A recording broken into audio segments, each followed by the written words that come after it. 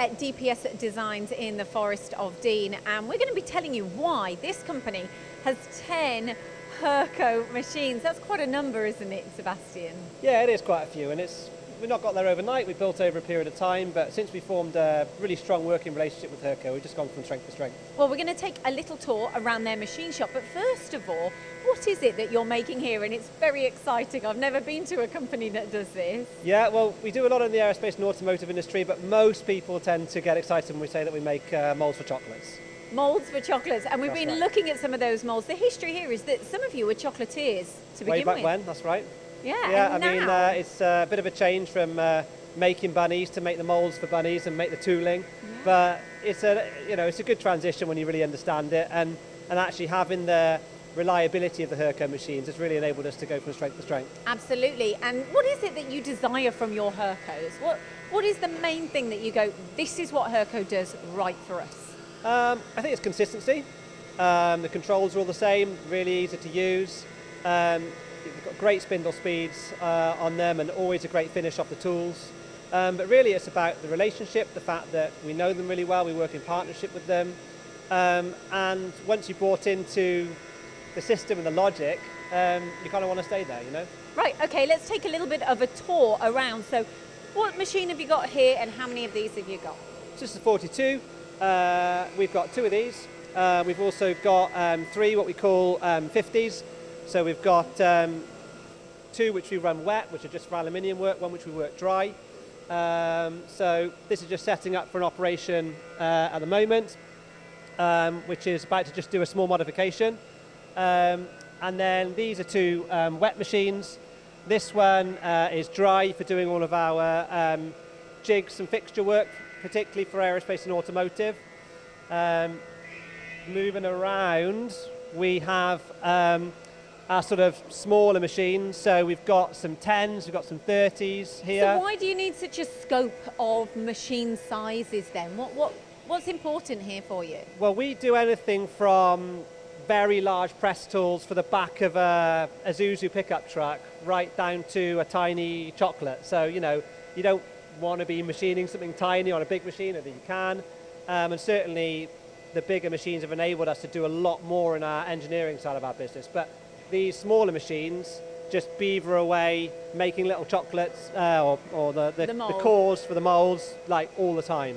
So, and what is it, you know, it's spindle speeds. What are you looking for from different machines as well? Because I know you say surface finish is really important to you. I mean, typically we machine at about 12,000 RPM.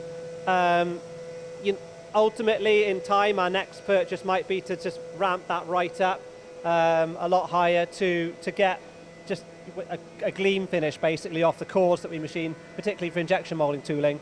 But in general terms, operating at about 12,000 for aluminium really gives us a great finish at the kind of runtime that we need. And I know the control is really important to you. In fact, off camera, this was one of the first things that you mentioned, is the fact that you've got the same control on all of the machines, and that works so well for you and your team. Yeah, that's right. I mean, the WinMax control is very user-friendly, easy to use conversationally if we do need to do programming on the machine. Of course, the majority of what we do is programmed offline and sent to the machine, but it just enables us any operator to jump on any machine and straight away know what they're doing, and that just makes a huge difference. What have Hurco done for you? Because I know the installation, I mean, you've had an extension on the side of the building to get this machine That's in. right. So have they held your hand along the way? Yeah, they do. You know, as far as installation is concerned, there's a lot of scoping that has to go on in advance. The movers are highly experienced. I think it was Russell's who worked with us on this one. You know, they do a site visit. That's had to be scoped to the nearest, 10 mil. It was really tight, and just to have that confidence that it was going to swing around, slot into place, made a big difference to us. Yeah. So why would you go for another Hurco? Because of course, if you did go for another machine, I know it's going to be a Hurco. So what is it that they're doing right all the time for you? Well, I mean, their quality hasn't diminished over time. They've kept the quality, which is really important to us because it's easy to cut corners as material prices go up or whatever it is. They offer good value. They've got, importantly, the type of bed sizes that we like to work with are ones that Hurco can supply. So this is quite a square bed format, which works for the type of tools that we do. If you look at tools that have got, or machines I should say, that have got 1600 in the Y, quite often they might be like 4 meters in the X, which we don't, it's the wrong sort of size for us. Yes. So actually that was really important, especially with the purchasing of this machine. But it's the relationship, the fact that they are good value and that we know that we can have a sensible conversation with them on price, and the machine, you know, kind of turns up when they say it's going to. So just for the last question, really, what machines have you got? Are they all 3 axes, or what's the next they're all level? 3 axis. We've got one with a sort of trunnion, but the next level for us, every time we talk about 5 axis, we end up buying a bigger 3 axis machine. Okay. Because in mould making, you need to have draft angle, which is something which you would typically do 3 axis. So we are, every time we're on the brink of saying, no, let's go 5 axis, Yes. we end up just doing something else 3 axis, because it just makes sense for the majority of our workload. So the next thing we'd be doing is either, well, if we need to get a new machine, we need to get a new building, because we've maxed out on our space. So it would probably be to go for a high-speed machining centre, the next thing we do.